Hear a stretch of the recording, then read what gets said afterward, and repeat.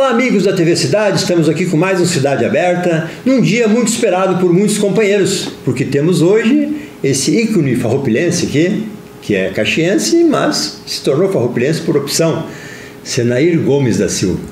Mais uma semana também, amigo velho. Você me bota em, como se diz sempre, em saia justa. Negativo. O cara nasceu no fundo do agudo. E não é Caxias? É Caxias do Sul, mas era São Chico quando eu nasci. Tá bom. Porque Caxias também era São Francisco de Sim. Paula. E aí você olhava para os caras da Criúva, que via de regra era gigolô de vaca. Eles ficavam na vila ali, numa boa, e o campo que funcionava. Levantava às 5 da manhã e trabalhava até às 9 da noite. No meu caso, sim, porque era colono, não era gigolô. Então, agricultor. Quando a gente chegava, agricultor, quando a gente chegava para vender bergamota, rapadura, açúcar amarelo, basicamente era isso que a gente vendia na vila, lá em Criúva. E o pessoal ficava tirando com a gente que era agricultura, a colônia, lá no fundo do agudo. No fundo do agudo. Então nós lá montava time de futebol, porque eram bastante pessoas que moravam lá. É um reduto de ex-escravos, começou por isso, né? E aí a gente chamava os bundinha lá da Criúva. Porque a gente trabalhava feito uns cavalos e burro, lá nem cavalo não tinha. E eles na vida boa, né? Então a gente chamava os bundinha lá da Criúva. Mas hoje passou, a gente vai lá, é amigo de todo mundo, a gente se abraça como se tivesse nascido no mesmo lugar. Coisa boa, né? E então tu é um dos bem-sucedidos lá, porque se tornou um empresário bem-sucedido e conhecido. Meu tio, que eu vou visitar seguramente, o irmão da minha mãe, que morava uns 2 quilômetros adiante da minha casa. E a gente fala bastante sobre isso. E ele disse como é que eu me sinto. Eu me sinto privilegiado. Exatamente. Porque com tudo que a gente passou de dificuldade, a gente conseguiu superar essa dificuldade. Mas eu sempre falo isso. Porque tiveram almas piedosas, almas que tiveram aquela vontade de me ajudar, de espichar a mão para que eu conseguisse andar. Além de ser um privilegiado, a época ocasionava isso para todas as famílias. Hoje a gente vê só no núcleo familiar muito restrito, né, Senair? Vem duas coisas que me parecem muito importantes. Primeiro, você decidiu, o pai te jogou fora do ninho e disse, te vira que o mundo é grande e depende só de você. Vai à luta. Ainda bem que ele fez isso. E se um dia tu precisar, a casa está aqui. Bom, mas você nunca tinha passado Criúva. Você não conhecia São Marcos, não conhecia Caxias. Com 12 anos, vem para o colégio de padre. 12 anos. Então, o Bono e o Poça, aqui de Farroupilha, sabem o que é isso que estudaram comigo lá.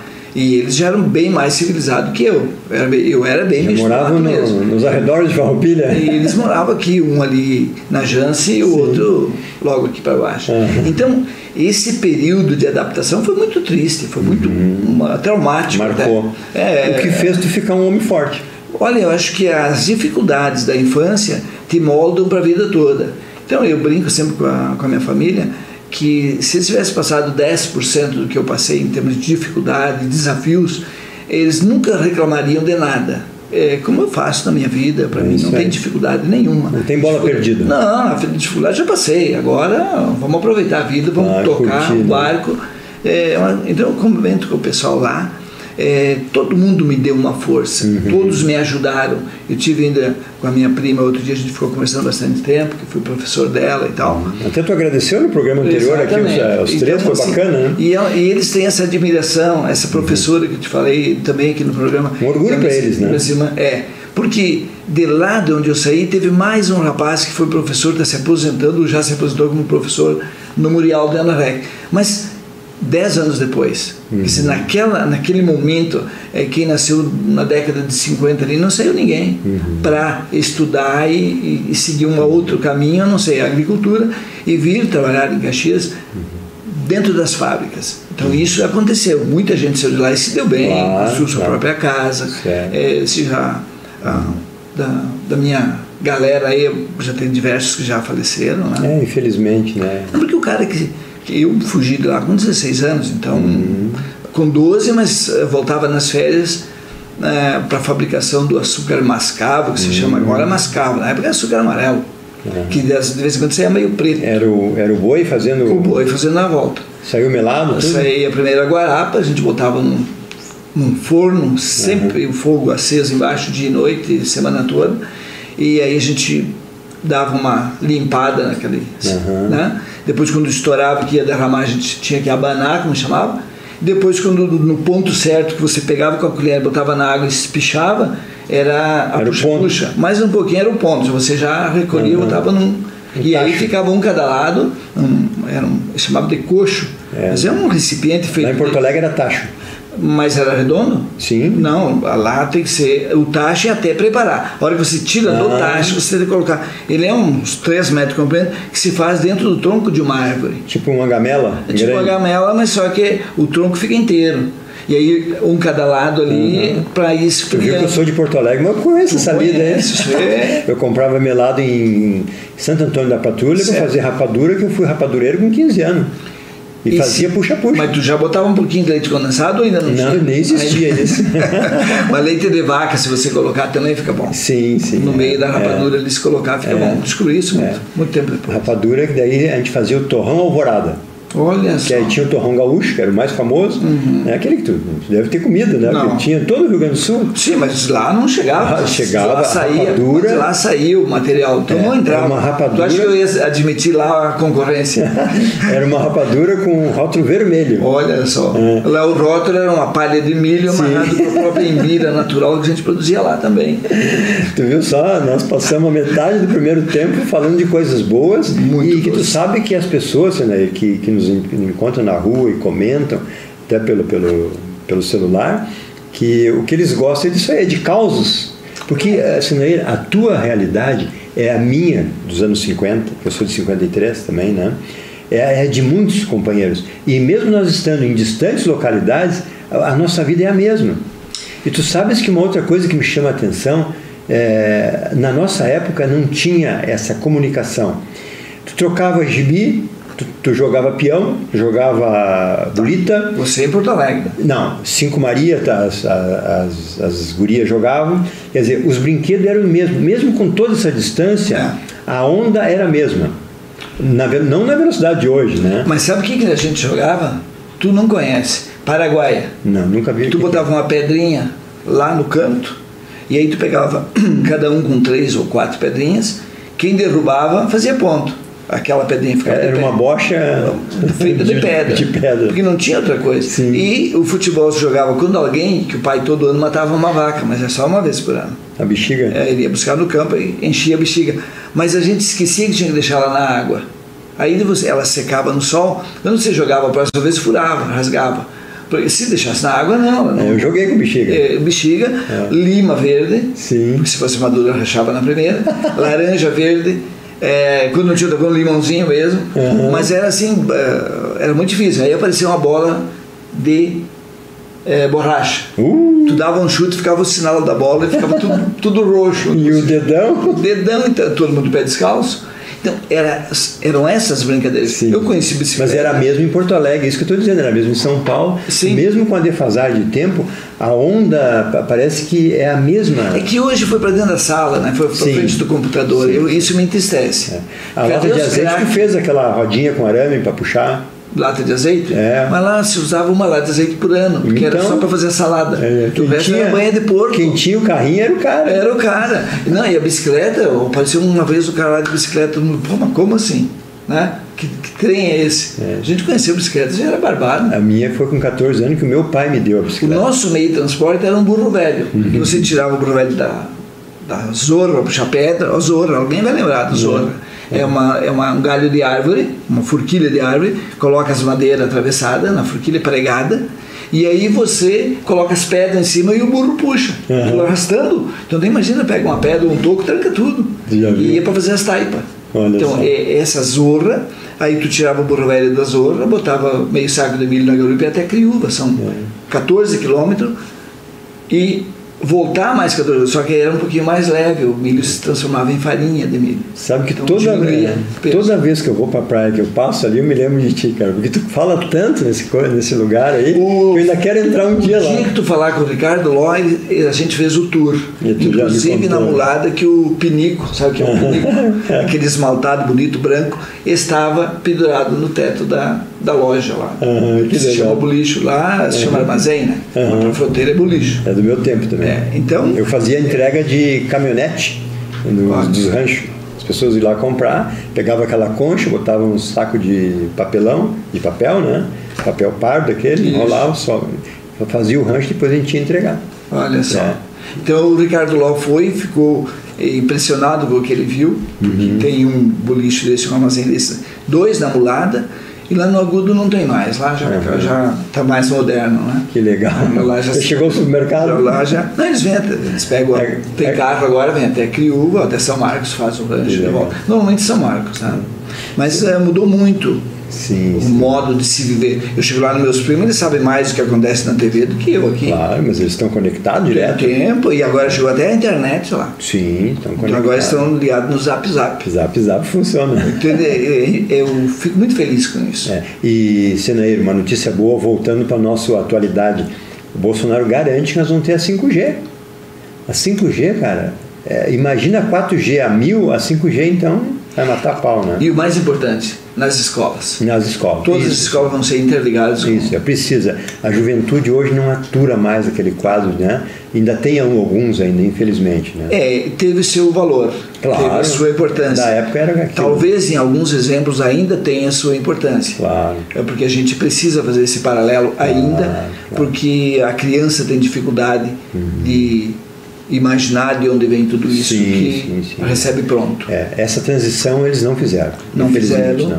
E eu acho que é necessário que alguém mostre que o mundo não é só isso. Eu preservei lá o sítio, que era da família, e vou preservar enquanto a minha neta não crescer até os 10 anos, para que ela entenda, e depois dos 10 anos, se ela curtir, fica. Senão aí sim, a gente se vai ser difícil ela curtir. Né? Eu acho que sim. Mas as minhas até férias tiraram lá. Sim. E a minha amiga Mari Nardi, que era colega delas, que é dentista também hoje, passou umas férias lá com a gente. Que legal. Hoje é dentista aqui em Farroupilha. No começo levado de livre e espontânea pressão e depois acostuma. Queria ir de qualquer... A Rafaela, que é colega da Mari, ela... Que é dentista? Chegava ao final... Dentista também. E ela chegava no final de semana, pai, que já queria ir na quinta-feira. Então a gente ia na sexta, final de tarde, e voltava domingo à noite. Aí a gente colocou piscina, ficou legal. Mas dos 13, 14 anos em diante, apareceram outros programas melhor do que ir para a piscina, lá no meio do mato. Eu gosto de contar aqui, porque eu já contei mais de uma vez, a filha de um amigo meu deu a melhor definição da máquina de escrever. Papai, mas isso aí é um computador que já imprime? Que legal, que legal. Tu vê a visão deles, né? Um computador, porque tu bate, ele já sai imprimindo. O computador, tu tem que fazer o texto, você quer arredondar e mandar imprimir, né? E quem conseguia usar esse computador naquela época... Era o cara. A mãe vendeu lote de galinha, se chamava, vendeu um lote de galinha. Comprou o primeiro? Não, para pagar o curso de datilografia. Eu fiz também. Olha, eu tinha 15 anos. Aí tu batia sem olhar. Eu não consegui. Experimenta fazer hoje. Eu não consegui o S. Não sabe nem para que lado fazer as letrinhas. Ô, Senair, eles já nascem sabendo. Meu nenê tem 5 anos e ela pega o computador, tu ensina uma vez para ela, onde apaga, onde volta, onde vai para... Uma vez. Na próxima não precisa ensinar mais. Olha só. E nós lá ficava A, S, D, F, A, S, F, A, D, F. Ainda lembra 3, 4 letras, eu lembro. Não mudou o teclado até hoje, né? Eu tenho 2 elétricas. Ainda guardada. Vai para o museu. A Tecni 3 e a Tecni 4. Vai para o museu. As Olivetti. Muito bem, Senhor. Nós vamos para o primeiro intervalo.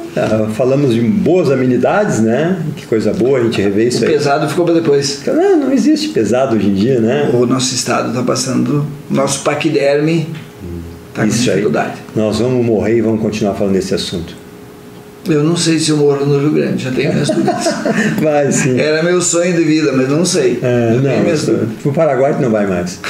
Muito bem, amigos, nós vamos fazer um pequeno intervalo. Estamos aqui nesse papo descontraído, como sempre, com o Senair Gomes da Silva, que é um rapaz de muita experiência, um jovem ainda, e já existe muitas conversas que nós queremos ele ajudando a cidade mais na área da administração. É uma conversa que nós vamos ter muito séria daí, porque é um talento, é um conhecimento, tem muitas ramificações no Estado, porque ter conhecimento de um determinado assunto não é importante. Já tinha um presidente que dizia, né? Tu não precisa saber fazer, tu tem que saber quem sabe. Raul Anselmo Rondon. Mas antes dele, um outro presidente americano falou isso, né? Sim. E ele usava bastante isso aí, né? Então, assim, Senair, pessoas que nem tu, que têm um conhecimento e que estão hoje desfrutando de uma vida, vamos dizer, autônoma e dono do nariz, né? Sem ter aqueles compromissos todos que tu tinha, isso não tem preço, né? Mas chega um ponto que tu quer deixar uma cidade melhor para os teus filhos, para os teus netos. O legado é a continuidade de feitos, né? Me parece que devolver para a sociedade aquilo que a sociedade que ofereceu durante o período. Tem falado bastante isso e acho que é justo isso aí, porque quem faz essas ações que nem tu fez, de trabalhar em várias entidades, e o Daniel Bump comentou muito isso aqui comigo outro dia, que a gente aprende mais do que doa. É verdade. A gente doa o tempo, mas o conhecimento é infinito. Se fosse preciso pagar, a gente deveria ter pago. Eu vou dar um rápido resumo. Quando eu cheguei em Farroupilha, como gerente do Bradesco, eu fui um dos fundadores da SIC. Está lá o Bradesco, que é fundador da SIC, né?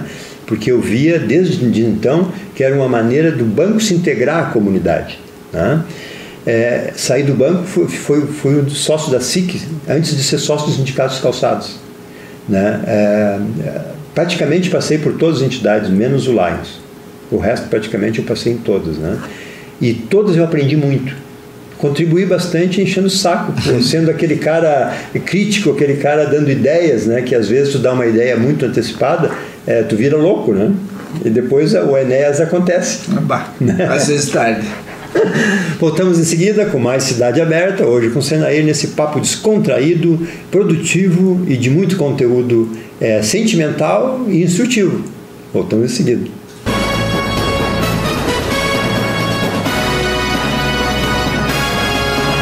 A WDL Portas protege seu patrimônio com segurança e qualidade em portas de ferro, materiais de primeira, galvanizado e pintura epóxi. A WDL, com 10 anos no mercado, proporciona ao cliente confiabilidade, qualidade de ponta e seriedade no prazo de entrega. Proporciona fácil acesso ao entrar em sua residência ou empresa. Com profissionais qualificados para execução e instalação dos serviços oferecidos, sua principal especialidade são as portas de enrolar com fechamento Transvision, contribuindo com a segurança do local. Também possui toda a linha de automatizadores para qualquer tipo de aberturas, estruturas metálicas para mezaninos, pergolados, corrimãos dentro das normas do PPCI. Portas automáticas WDL. Faça um orçamento sem compromisso através do WhatsApp.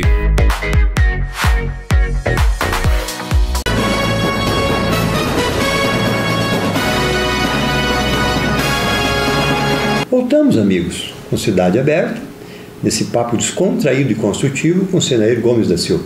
Senair, uma vergonha que os gaúchos pagaram assinando uma promissória para a Haddad. Tem cabimento um deputado estadual dar uma honra ao mérito para um cara que não é um nada?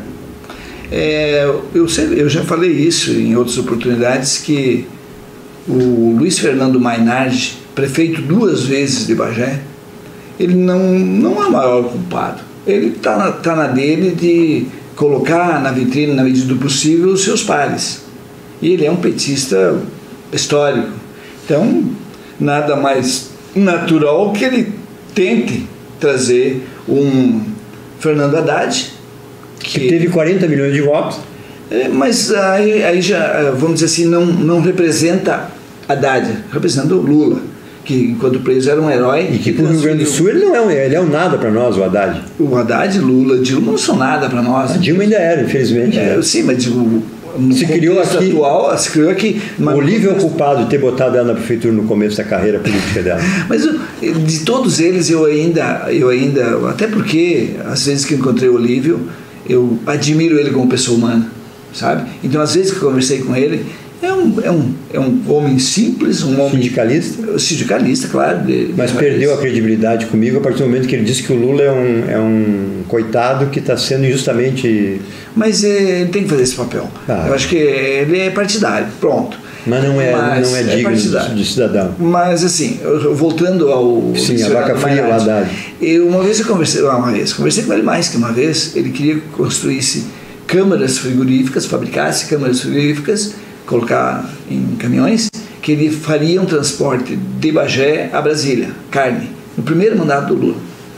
Aí não evoluiu nossa negociação. Não saiu bem dessa. Não saiu, e aí eles optaram pela JBS, né? Claro.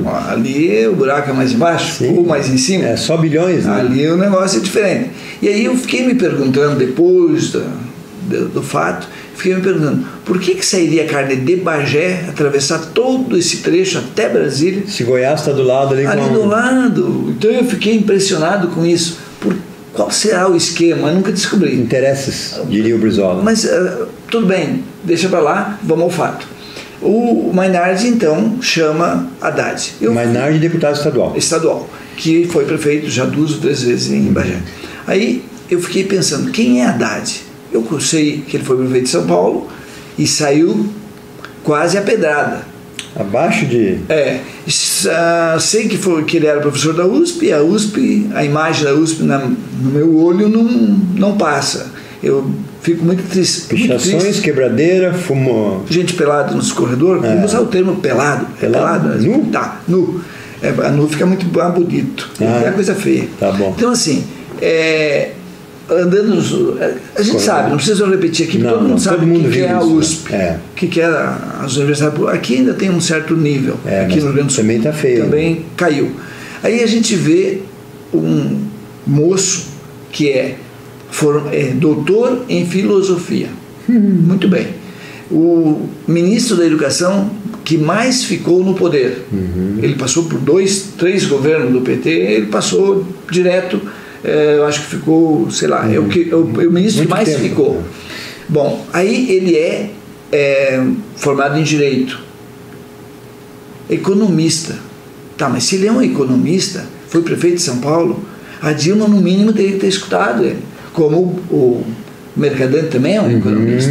Então, economista de renome, aquela senhora bem idosa também, economista do PT, fazia parte. Se toda essa gente aí deixou o país do jeito que deixou, eu teria vergonha de ter participado dessa turma e não querer dar uma medalha, mérito, farroupilha. Olha o que representa isso, a essência. Esse mérito já não é mais mérito. Não, eu te digo, sinceramente, não é jogar nada para coisa nenhuma. Se me oferecesse um dia, você vai lá, você é meu amigo, você vai receber o mérito, farroupilha. Quê? Que bicho? Mas quem ganhou esse mérito? Mas por quê? Quais são meus méritos? Não tenho mérito. Se eu fosse o Haddad, tá, mas o que eu fiz pelo Rio Grande, primeiro? Tinha que ter vergonha na cara e não aceitar. Não aceitar. O que eu fiz pelo Brasil? Eu me envergonharia do meu currículo sendo o Haddad. Teria vergonha. Não, parei um pouquinho, eu fracassei como prefeito de São Paulo. Se eu botei a cara, eu fiz campanha, eu me tornei prefeito, eu tenho a responsabilidade de dar um retorno, fazer o máximo que eu posso. Não deu, né? Não conseguiu, mas, um fracassado. Mas e nesse mesmo pensamento está seguindo, a Marisa Formo também deu? Pois mas aí que começou, eu comecei a prestar atenção nisso, mais profundamente, quando ela deu não sei quantas medalhas, até para o marido. Eu conheci o marido da Marisa. É bonito isso, né? Vou homenagear o meu marido.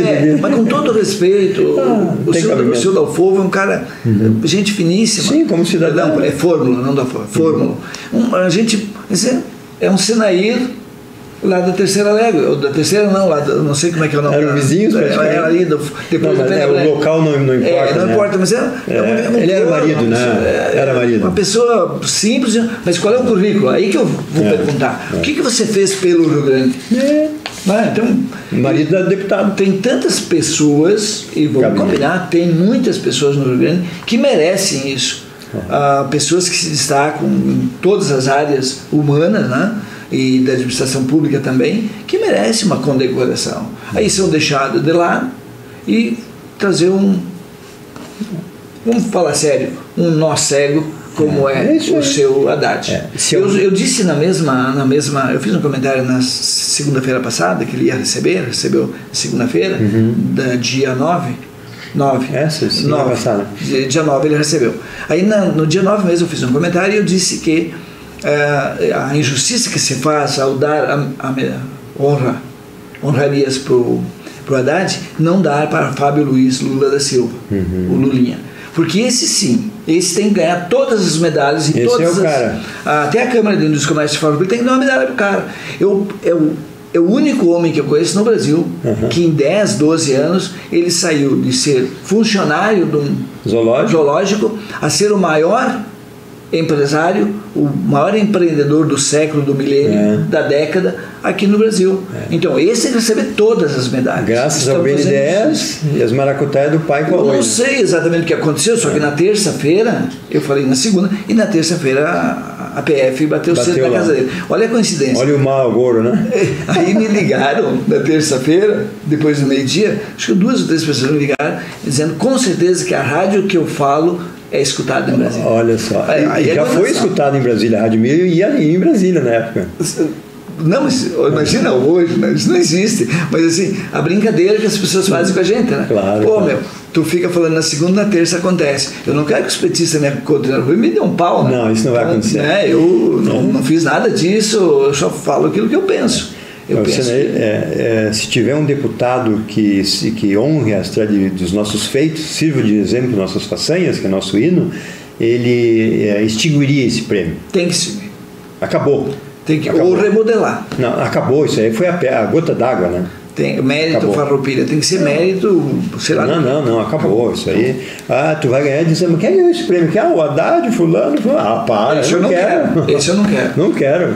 O que eu acho que sirva nossas façanhas, o nosso governador também está em apuros, né? Muito em apuros. Na terça-feira, dia 17, ele simplesmente recebeu a Assembleia Legislativa do Estado recebeu uma proibição de votar os aumentos nos descontos da folha dos funcionários públicos, que era uma das possibilidades.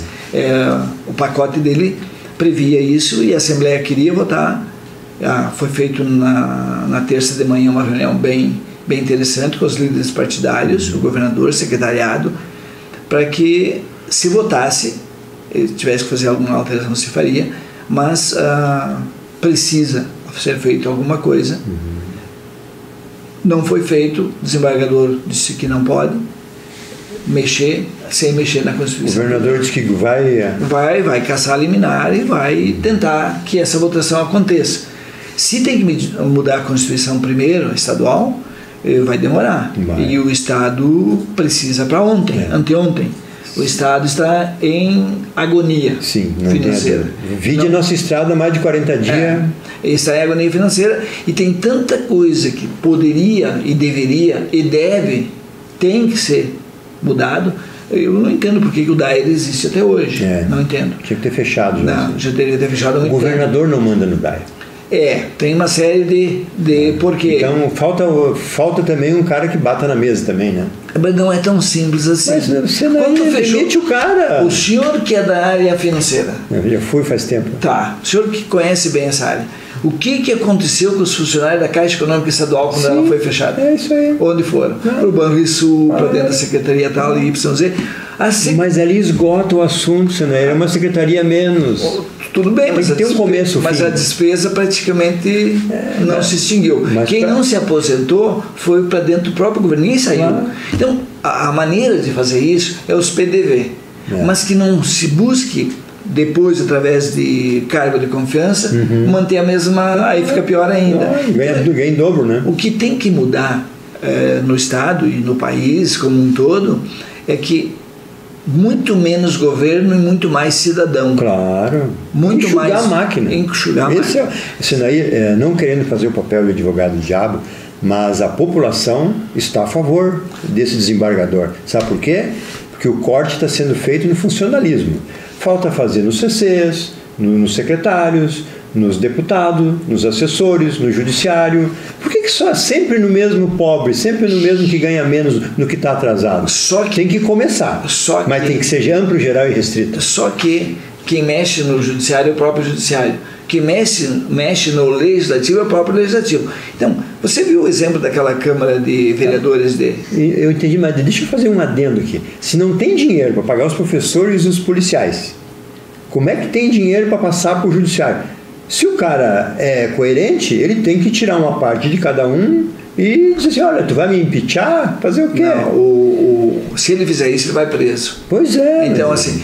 Alguém tem que ir preso para dar exemplo. Nós temos que chegar num momento que a população gaúcha, vamos ser bem claros, a população gaúcha, através das suas organizações sociais, através das suas não é identidade. Entidades constituídas. Entidades constituídas, todas elas. O que não é fácil, né? O que não é fácil. Mas chegar a um consenso, e me parece que esse é um bom momento. Nunca tive um momento tão bom, porque não tem mais o que segurar. Se cair essa liminar, fecha o Estado. Vai ter intervenção federal, com certeza. Tomara que tenha. Agora, o que tem que fazer a sociedade gaúcha? Vamos dar um basta nisso aí? Tem que começar. Quanto ganha o desembargador? Eu não sou nada contra o salário do desembargador. Não, por mérito, né? Só que ele tem que ganhar se tiver dinheiro. Claro. Quanto ganha um vice-governador? Quanto ganha um secretário de Estado? Assim, todos os 3 poderes. Quem quiser continuar no Estado, no serviço público, vai ganhar menos. Agora, ou dividir o dinheiro que tem entre todos proporcionalmente. Aí fica justo. Aí fica justo. Agora, hoje mesmo, a Câmara de Vereadores de Porto Alegre está debatendo e vai passar um aumento de 46% para os vereadores. Que bonito. Então, assim, são ilhas isoladas, bem isoladas, de prosperidade. Mas de onde vem o dinheiro? Hoje mesmo a TV, parte da equipe está na Câmara de Vereadores cobrindo uma nova Secretaria de Segurança. O secretário Schirmer, um homem experiente, prefeito de Santa Maria mais de uma vez, falou nesses microfones, nós passamos seguido, que cidade com menos de 100 mil habitantes não tem cabimento ter Secretaria de Segurança. Não tem cabimento. É cabide. E hoje o nosso prefeito levou para a Câmara, eu acho que vai levar um pau, ou vão retirar eu ainda não sei o resultado, mas nós vamos mudar, amanhã nós vamos mudar esse resultado aí. Eu fico muito triste quando eu vejo que a máquina pública aumenta e não diminui. E falei aqui outro dia, eu acho que foi aqui que eu falei, não lembro, mas o trabalho voluntário tem que ser chamado no setor. Alguma coisa nós temos que começar. Nós temos que começar. Sineiro, eu quero te dizer que, além de todos os teus abraços que tu manda e tu tem um retorno cada vez maior, né, que tu tem sendo falado para nós, quero te dizer que as nossas mídias sociais estão bombando. Que bom. Eu tenho um relatório aqui que hoje não vai dar mais tempo, mas eu vou esmiuçar para os nossos telespectadores. Curtidores do Face, do Instagram e das nossas redes sociais estão levando a nossa categoria, para vocês terem uma ideia, Sinaíra e telespectadores. Entre 25 mídias, entre elas a RBS, Band, etc., nós estamos em 17º, em 17. Tá? Então, assim, nós estamos muito bem, porque nós estamos há 4 anos nas mídias sociais, né? E se comparar com esses gigantes aí, nós estamos muito bem. Para te ter uma ideia, ontem eu fiz uma entrevista com o Fabiano Feltrin aqui, um pré-candidato declarado, né, muito preparado para todas as respostas e não se furtou de nada. Não pipocou. Nenhum momento, não gaguejou, foi direto, falando direto com a Câmara. É um pré-candidato, ele sempre diz que ele é um dos, mas tem o Dani, tem a Nádia, mas a gente sabe e ele depois, no fim, a gente chegou a esse consenso aqui, ele assumiu mesmo, né, que entre os pares dele, ele é o pré-candidato. Né? Então... tem um grupo de pessoas aqui em Farroupilha muito capacitadas, você citou alguns. Com certeza. Tem mais candidatos, com certeza, inclusive que teriam condições. O fato é que Fabiano é jovem, um cara que tem uma experiência enorme. Eu conheci o Fabiano em 1998, faz tempo, no comércio, já lutando, brigando, já querendo me vender um Corcel. Aqui ou em Caxias? Em Bento. Em Bento. Então ele já tinha mais experiência, porque ele estava na Floralto, né? Não era nem Floralto ainda. Sim, era aquela mistura lá. Sim. Mas assim, eu sempre identifiquei nele, meu amigo, gosto muito do Fabiano, esse pique. Sim. Quando ele se joga a fazer uma coisa, prova está que dá certo, né? Foco total. Onde ele botou a mão, deu certo. Então, assim, eu gostaria muito e ficaria muito feliz se ele fosse prefeito em Farroupilha. Se caso o Sinaíra Gomes da Silva for convidado para participar dessa equipe para melhorar a cidade, tu pensaria no caso? Olha, é muito difícil, porque eu, na minha idade, tem tanta gente jovem aí capaz. Roberto Marinho começou com 62 anos na Globo. Roberto Marinho, né? Eu não, nasci lá na beira do Rio das Antas, nasci lá no Rio de Janeiro. Mas se fosse para ir pescar Jundiaí, eu até... Vamos completar. Aqui ao vivo, falando só para 35 mil pessoas em Farroupilha, mais no Face, Instagram, YouTube e Twitter. Meus amigos lá de Jaqueirana vão receber o link. Vão receber. O povo quer saber. Sinaíra, que hoje é um empresário bem sucedido, que acumulou benefícios que te dá essa tranquilidade de não precisar ter uma rotina estressante de ser empresário no país hoje, né? Graças ao teu trabalho de muitos anos. que hoje tu é dono do teu nariz, trabalha a hora que tu quer. Tu aceitaria um desafio de colaborar com o teu tempo de algumas horas por dia na administração do município? Esse é o problema, porque se a gente aceita um convite, por exemplo, para alguma coisa, a gente tem que focar, porque as pessoas não querem saber se eu recebo salário, se eu abrir mão do meu salário em função de qualquer outra entidade, porque eu só entraria...